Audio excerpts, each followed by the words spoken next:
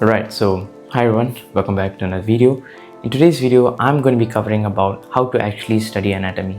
So a little information about anatomy is, in the first year of medical college, you guys are going to be encountering anatomy, physiology and biochemistry. See, physiology and biochemistry more or less feels like a subject that you have always known since the beginning because it is more like a continuation of 11th and 12th NCERT here and there. So it feels a bit more comfortable. But anatomy, it just feels like a whole new subject and you're just still wondering how to actually study for anatomy, how to read the textbooks, how to retain all these knowledges. So in this video, I just hope to give you guys a little enlightenment or just an idea on how I used to read anatomy and how to actually retain the information about anatomy in the book, and also how to apply it in exams. So without further ado, let's get into today's video. Alright, so the first important thing that I want to tell you guys is that anatomy is a marathon, right? It is not something that you're going to be able to conquer just by studying 1 or 2 days. So what mistake you guys are doing is that you're studying it from the beginning. So you're studying about the overview of upper limb, then you're studying about the bones of the upper limb, then only you're entering into the phase of the important structures in the upper limb such as axilla, so on and so forth. When you enter into MBBS, you won't have enough time to study every single thing. So you have to focus down and narrow down yourself to only studying the important portions. For that, you need to know what are the important portions, right? Since you guys are doing upper limb right now, I'll just give you guys an example of clavicle. So when you take Vishram Singh, it's going to be having almost 3 pages of content for clavicle. He has detailedly explained about what are the functions, what are the peculiarities, the parts, the anatomical position, features, attachment, what are the muscles attached to it. He has given a big diagram, so on and so forth. So there's just a lot of information to take in for a person who's learning clavicle for the first time itself. So you need to know and factor out what is the most important thing, right? So when it comes to clavicle, you have to know the peculiarities, right? Like it is the first bone that starts to ossify, it is the last bone to complete ossification, and is the only horizontal bone. So you need to know about the peculiarities, you need to know about the ends, and you just need to have a rough idea of what are the muscles that are attached to it, because you're learning upper limb for the first time and you won't understand these muscles like what is sternocleidomastoid, what is trapezius, what is subclavius, what is pectoralis major. It's just a lot of information to take in right now. So instead of studying all the 3 pages in detail about this bone known as clavicle, just give an out through and just look at what are the important points, like what are the peculiar points, what are the different muscles that are being attached to it, at roughly what parts of it. You don't need to know in detail whether it's attached to medial 2/3 or the lateral 1/3, the posterior, the anterior. You will get the orientation data. Just do a rough glimpse and that will just save you a lot of time. And when you study anatomy in this way, you know what to filter out and you won't be wasting a lot of time just trying to memorize 3 pages worth of content that doesn't make any sense to you. This is one example, and let me just give you another example. So you know about the anterior compartment of the forearm, right?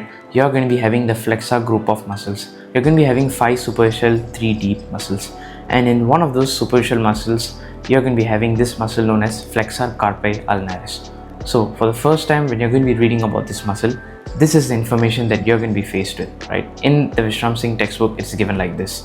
They would talk about origin, right? It is going to be having 2 different origins: the humeral head arising from the medial epicondyle of humerus, ulnar head from the medial margin of olecranon process, and upper 2/3 of the posterior border of ulnar by anaponeurosis.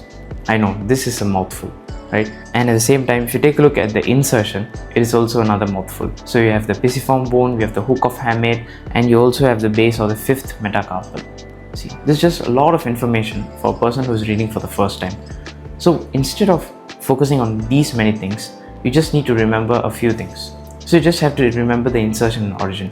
And flexor carpi ulnaris is a bit special because it has 2 heads. And from the name itself, you just know that it's going to be having a humeral head and an ulnar head. That means it is going to be arising somewhere from the humerus, and also another part of it is going to be arising somewhere from the ulna.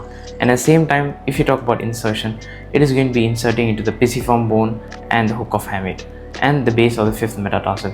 No need to know too much in detail, just these basic few points. So this would help you to narrow down whatever are the unnecessary information for the first time of reading, because clearly you won't be able to understand as much as possible, like what is the medial margin of olecranon process, what is the upper two-third of the posterior border of ulnar by an aponeurosis. These are just like, complex terminologies that are just going to bore you out. So let me just compare this to a very simple analogy, right? Since beginning, we have been learning about atoms in chemistry, right? In your lower secondary classes, you would have been taught about the fact that atoms are indivisible particles. They are the basic unit. They have protons, neutrons, electrons. Electrons are revolving around the nucleus. You have been building about, like, some basic concepts have been built in you, right? Once you come to a higher secondary, you're going to be taught a bit more in detail. You're going to be taught about what are the different models of atom, right? We talk about Bohr's model, Rutherford's model, so on and so forth. And then we have been even exposed a bit further, right? We have been exposed to the concept of quantum wave theory, the quantum wave equation, so on and so forth. So you know that initially there is a foundation that is being laid, and in the next few years the knowledge just keeps on building on top of that. So that must be the same concept how you guys are going to be tackling anatomy. First, try to establish the basics, like what I said. When I talk about a muscle, just roughly know where it is going to be originating and where it's going to be inserting, right? And it's blood supply and nerve supply. You don't need to know too much in detail whether it's going to be originating from the posterior 1/3 or the posterior 2/3, the anterior 2/3, or the medial side or the lateral side.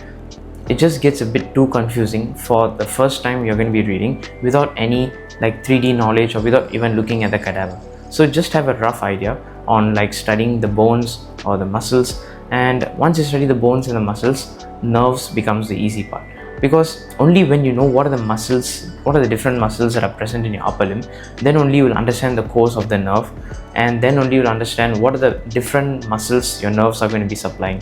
Alright, so the second point that I want to tell you guys is dissection. I just cannot stress the importance of dissection. I've talked about a lot about dissection classes in my previous videos itself. So we can learn a lot of theory, we just can keep on learning. You can just, as I was mentioning about the muscles of the forearm, right? You can just keep on learning about the flexor compartment, even the extensor compartment of the forearm. You can study that there are 7 superficial muscles, 5 deep muscles in your extensor compartment of your forearm, and you would come across these terms like outcropping muscles, and you can just blindly remember all these structures. But you're only able to really understand and register all of this when you actually see this in the cadaver, right? Only when you actually see these structures, you're able to register it beautifully in your mind. Just go and observe all the structures so that you're able to, beautifully register it in your minds. And one more important thing before you attend dissection classes is do your preparation. Because I've been learning this beautiful quote from a lot of professors and seniors nowadays, that is, what the mind doesn't know, the eyes does not see, right? If you're not preparing for dissection, let's say, because there is going to be a timetable out there, right? In a lot of colleges, they will tell you in advance what are the structures you're going to be dissecting the next day or the next week. So you have quite a bit of time to, prepare. So let's just say you're going to be dissecting the wrist tomorrow, right? And you have to just prepare for it. You can, just read up something about anatomical snuff box, right? You can learn about what are the boundaries, what are the lateral medial boundaries, what is the roof, what is the floor, what are the contents. If you just take 5 to 10 minutes or even just 15 minutes to read about this anatomical snuff box, and when you're actually dissecting the anatomical snuff box the next day, you beautifully understand how these different tendons of the muscles are going to be forming the boundaries, how the radial arteries are content. Everything just beautifully clicks when you prepare one day ahead, and the next day you go and see those structures in dissection. The next thing that I want to talk to you guys is about revision and experience. Why do we need experienced faculties? Those who have been learning and teaching anatomy for 10 to 12 years to guide us, right? This is just to show that it is not a simple subject. It is a skill that you acquire throughout the years. And right now, it is a skill that you guys have to acquire throughout the months. So what I'd say is that revision is one of the key pillars of anatomy, right? In anatomy, you're going to be coming across very, very new terms that is not even going to enter your mouth, which you will not be able to keep up unless you revise every single day. So what I usually do is that if I study a chapter today, the next day morning, even though it's only a 5 or 6 hours of gap, I try to recall whatever I've studied. So simple, let's just say brachial plexus. I study the brachial plexus today. The next day morning, I just take out a paper, try to draw out brachial plexus and try to see whatever I can remember. And again, before I go to sleep, I'll just try to take out a paper, draw the brachial plexus, see what I remember and see what I don't. So by constantly questioning yourself on what you have learned forces you to see where you're making the mistakes and helps you to retain information better. So just as a rough guide that I follow, whenever I learn a new topic, I have this rule that is known as a 1-4-7-14. So what I try to do is that I try to revise a topic one day after I've learned it. The first time is 1 day after I've learned it.